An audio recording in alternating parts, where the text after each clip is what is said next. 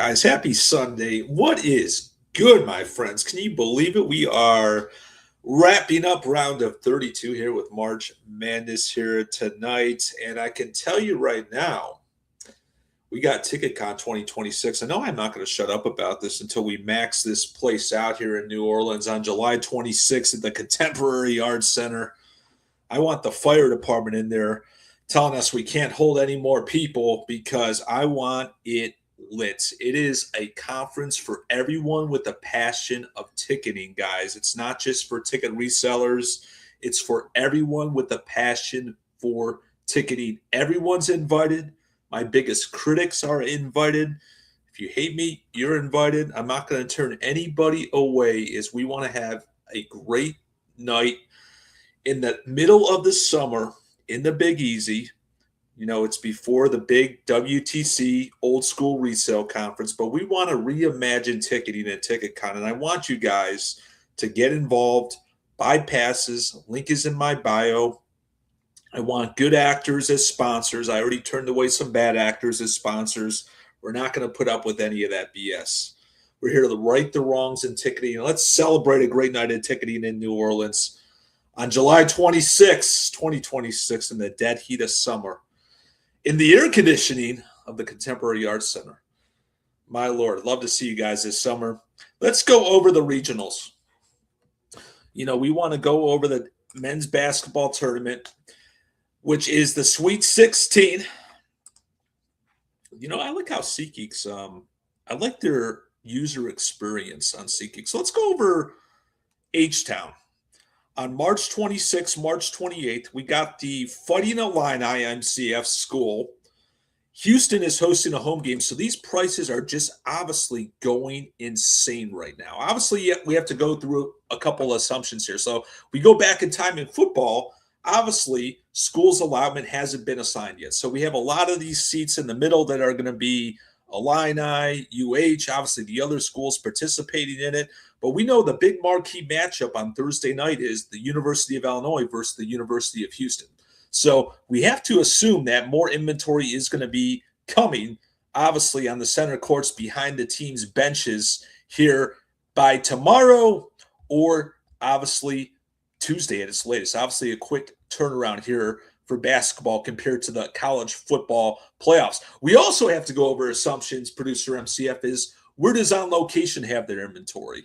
Where is it spread? Is it throughout the upper level? Obviously, they haven't not dropped much inventory yet for the regionals. We know that they own all the regionals everywhere. So we have to assume that more liquidity is going to be heading to the market here on Monday.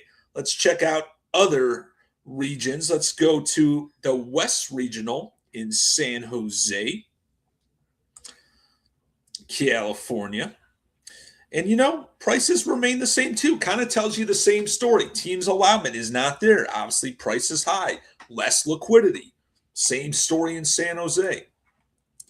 Let's go to Washington, D.C., which is also going to be loaded. Guys, it is just loaded. You got Duke here. You just got teams galore. Look at these prices. I mean, it just is going to absolutely go insane.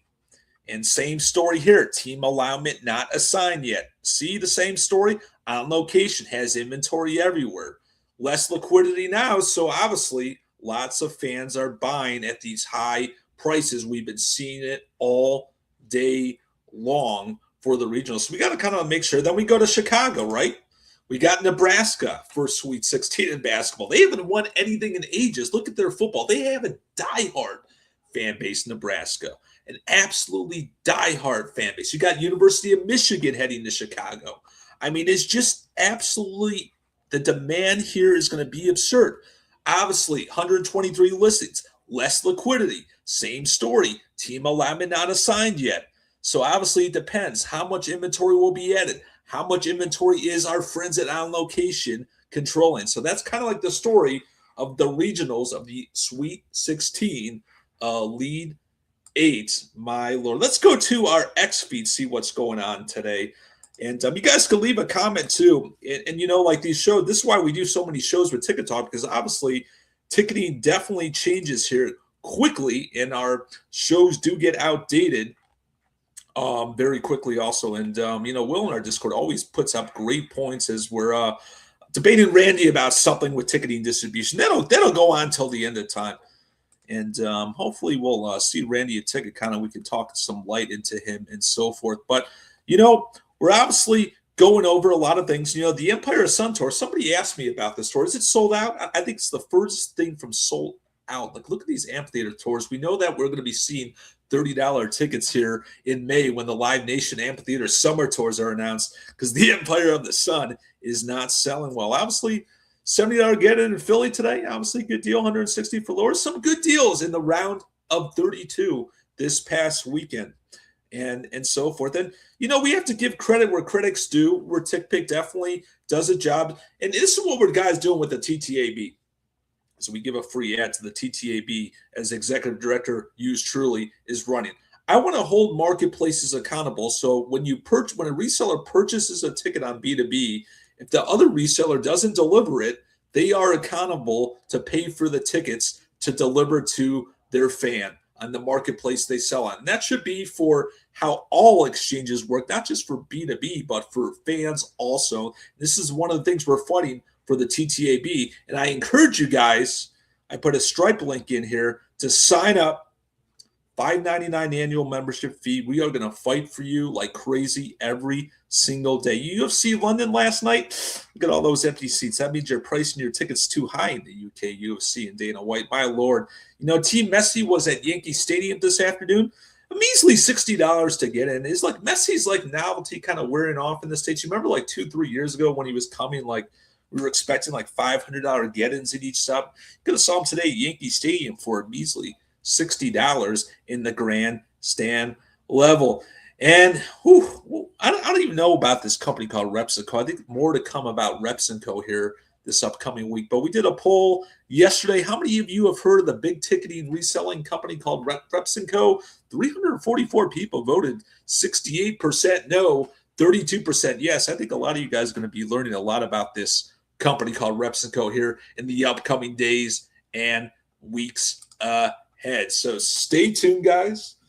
Busy week ahead coming up here as we wrap up one week. We start another one tomorrow morning. We'll obviously update Sweet 16, Elite 8, go over some Final Four assumptions to this upcoming week.